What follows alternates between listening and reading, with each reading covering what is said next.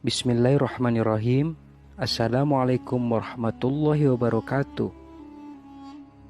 Dikisahkan pada zaman Nabi Isa alaihissalam, banyak kaumnya yang ingkar.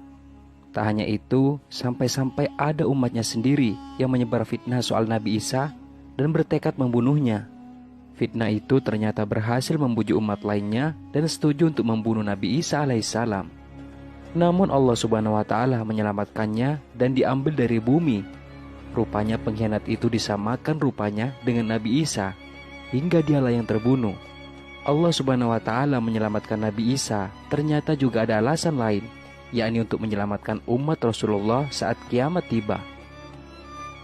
Berdasarkan hadis dengan sanad yang sahih, dijelaskan bahwa nanti pada hari kiamat atau akhir zaman akan muncul sosok Dajjal yang jahat dan akan dibunuh oleh Nabi Isa alaihissalam. Namun kenapa harus Nabi Isa? Kenapa tidak Rasulullah sendiri yang membunuh Dajjal tersebut? Rasulullah SAW bersabda, "Jika Dajjal telah keluar dan saya masih hidup, maka saya akan membela atau menjaga kalian. Namun Dajjal keluar sesudahku." Hadis riwayat Ahmad Hasan. Mengapa Nabi Isa yang kemudian ditugaskan membunuh Dajjal? Pertama, Nabi Isa tidaklah dibunuh dan disalib sebagaimana persangkaan orang-orang Yahudi dan Nasrani. Namun Nabi Isa diangkat oleh Allah subhanahu wa ta'ala, sedangkan orang yang disalib saat itu adalah laki-laki yang diserupakan dengan Nabi Isa. Dan karena ucapan mereka, orang-orang Yahudi, "Sesungguhnya kami telah membunuh Al-Masih, Isa putra Maryam Rasul Allah." Padahal mereka tidak membunuhnya dan tidak pula menyalibnya.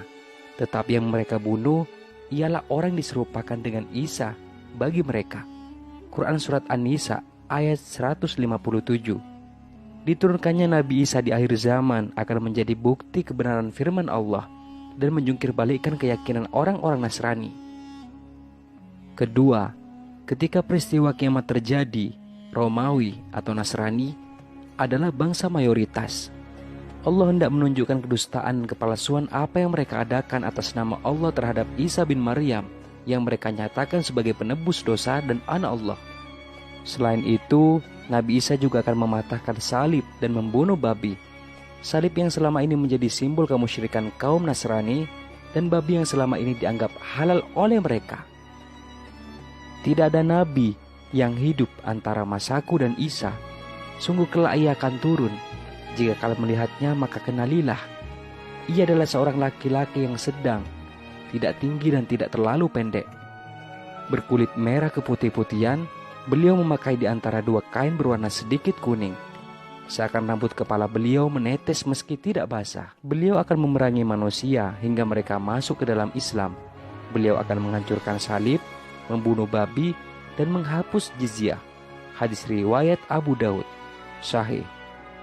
Ketiga, Allah hendak menunjukkan kepada orang-orang yang mengada-adakan agama dan keyakinan Trinitas bahwa hanya Islamlah yang diridhoi Allah, sehingga Allah menurunkan Nabi yang mereka anggap Tuhan untuk memperkuat bahwa hanya Islamlah agama yang benar, sebagaimana hadis yang tadi.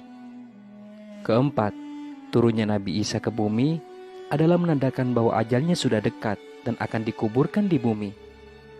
Karena makhluk yang tercipta dari tanah akan kembali ke tanah. Kelima, sebagai bentuk penghormatan bahwa Rasulullah lebih mulia dibanding dirinya. Bahkan Nabi Isa pernah berkata kepada para umatnya bahwa akan datang seorang Rasul sesudahnya.